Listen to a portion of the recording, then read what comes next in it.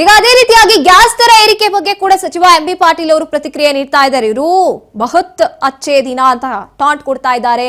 ಒಳ್ಳೆ ದಿನಗಳು ಬರ್ತಾ ಇದಾವೆ, ಸಬ್ಕಾ ಸಾಥ್ ಸಬ್ಕಾ ವಿಶ್ವಾಸ್. ಈಗ ರೈತರ ಆದಾಯ ದ್ವಿಗುಣ ಅಂತ ಹೇಳಿದ್ರು ಏನು ಕೇಂದ್ರದವರು, ಈಗ ಅದು ಹತ್ರ ಬರ್ತಾ ಇದೆಯಾ ಅನ್ನುವಂಥದ್ದು ರೀತಿಯಾಗಿ 2 ಕೋಟಿ ಉದ್ಯೋಗ ಸೃಷ್ಟಿ ಮಾಡ್ತೀನಿ ಅಂತ ಕೂಡ ಹೇಳ್ತಾ ಇದ್ರು.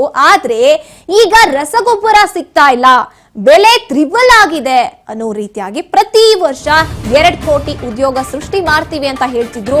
ಯಾವುದು ಕೂಡ ಆಗ್ತಾ ಇಲ್ಲ. ಗ್ಯಾಸ್ ದರ ಏರಿಕೆ ಬಗ್ಗೆ ಎಂಬಿ ಪಾಟೀಲ್ ಅವರು ಪ್ರತಿಕ್ರಿಯೆ ನೀಡಿರುವಂತದ್ದು ಇವತ್ತು.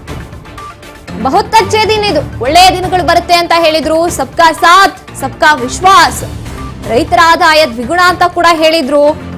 2 ಕೋಟಿ ಉದ್ಯೋಗ ಸೃಷ್ಟಿ ಮಾಡ್ತೀನಿ ಅನ್ನುವಂತ ಭರವಸೆಯನ್ನ ಕೂಡ ಕೊಟ್ಟಿದ್ರು. ಆದ್ರೆ ಈಗ ರಸಗೊಬ್ಬರ ಸಿಗ್ತಾ ಇಲ್ಲ ರೈತರಿಗೆ, ಇನ್ನು ಬೆಲೆ ಏರಿಕೆ ಅಂತೂ ಮುಂದಕ್ಕೆ ಹೋಗ್ತಲೇ ಇದೆ ಹೇಳ್ತಾ ಇರುವಂತದ್ದು. ಬಹುತ್ ಅಚ್ಚೇ ದಿನ ರೇ, ಒಳ್ಳೆ ದಿನಗಳು ಬರ್ತಾ ಇದಾವೆ. 2014ಕ್ಕೆ ಮುಂಚೆ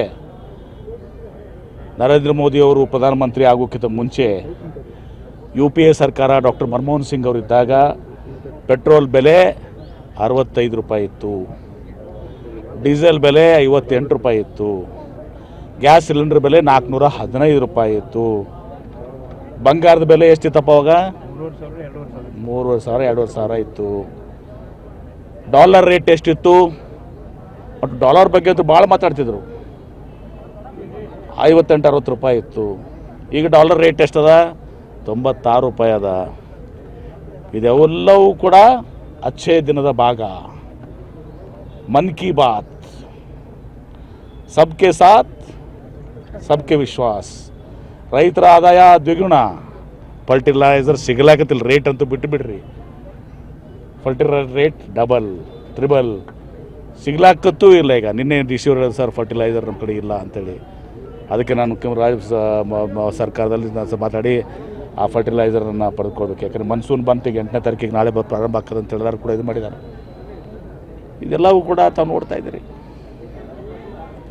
ಉದ್ಯೋಗ ಪ್ರತಿ ವರ್ಷ 2 ಕೋಟಿ ಉದ್ಯೋಗ, 12 ವರ್ಷ 24 ಕೋಟಿ ಉದ್ಯೋಗ ಸೃಷ್ಟಿಯಾಗಲಿಲ್ಲ.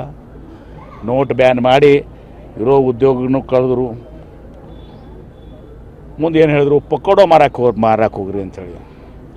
ಆ ಪಕೋಡ ಮಾರಕ್ಕೆ ಹೋಗ್ಬೇಕಂದ್ರೂ ಕೂಡ ಕಷ್ಟ ಅದ. ಯಾಕಂದ್ರೆ ಈಗ ಗ್ಯಾಸ್ ಸ್ಟವ್ ಇಲ್ಲ,